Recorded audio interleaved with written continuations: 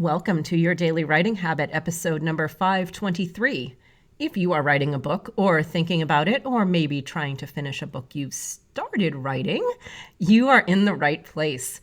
Good morning. Happy Writer Wednesday. I'm your host, Christine Whitmarsh, also known as Christine Inc. Like that stuff we write with, especially if you're looking for me on social media, Christine Inc. Each day I'm sharing with you the writing habits I've learned over my 19 years as a ghostwriter, book coach, and author. I have found that three things in particular have a huge impact on your success as an author, and they have the ability to turn a quote-unquote non-author into a published one. Those three things are writing fundamentals, productivity, and mindset habits. Here's today's quote. Quiet people have the loudest minds. Stephen King.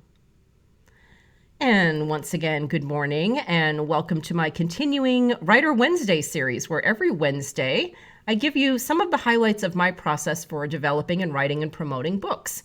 And the best news is I do it in the most actionable way possible. What I do is I deliver each piece through 3 questions or some sort of action items so you can get to work on your book, writing your book or promoting it in this case, because today's topic is content marketing. And I can almost hear the collective sound, if this made a noise, of eyes rolling back in all your heads, if that made a noise. Because after all, if you're writing books, which are the biggest pieces of content, you might be asking, why should I worry about smaller pieces like blogs and social media and things like that? Because I have a freaking book that's like the biggest piece of content of all. Well, because those smaller pieces of content act like magnets. They attract people, customers, readers, book sales. They attract people to your book. And the good news is you can start slow with one piece at a time. Also, the other good news is you can start now, no matter where you are in your book writing process.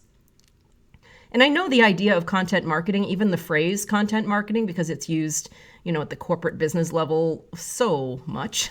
I know that can be kind of intimidating and maybe even a turnoff, but here's the thing. All those authors and companies and personal brands that you see online, no matter how much content it looks like they're swimming in, and for the really big ones, it might look like it comes really easy to them. They're just like content machines. Well, probably because they have actual content machines. But everybody, every single one of them had to start with the first thing, the first email newsletter, their first social media post, their first blog post, the first video, the first podcast episode. Like even here, I don't know if you even caught that. At the beginning of today's show, I announced that it was episode number 523. Yes, I've done 523 episodes of the show, but you know what? I had to start with episode number 1. Everyone starts on the same square one. So don't be intimidated by people that have content kingdoms. They all started in the same place you need to start. So here are your 3 exercises to get you started. Number 1. Pretend you're at a publishing convention or some sort of similar networking event for authors. Write a 30-second elevator speech describing yourself as an author or even as a personal brand. So beyond the book that you're working on now, who are you as an author? What are you looking to accomplish by being an author, putting your voice out into the world? Who are you writing for and why?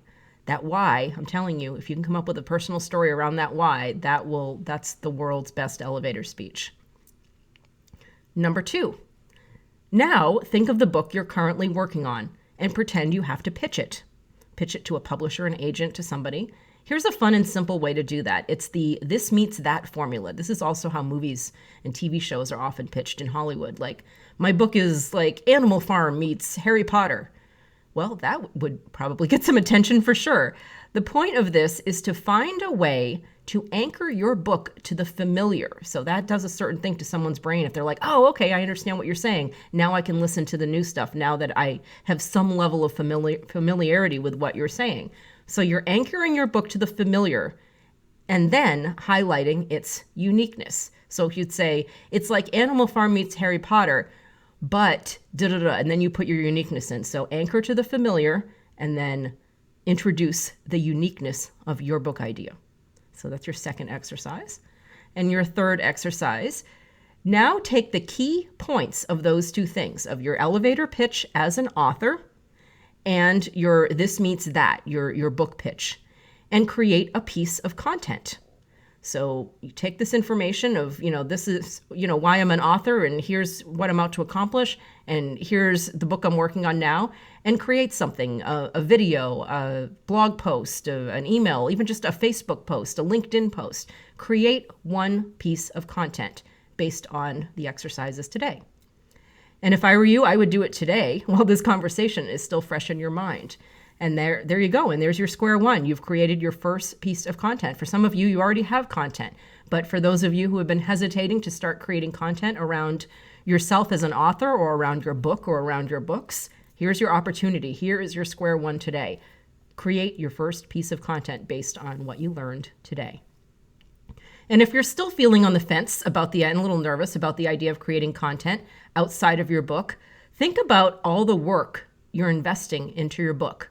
All those hours, all the time, all the things that you're doing into your book.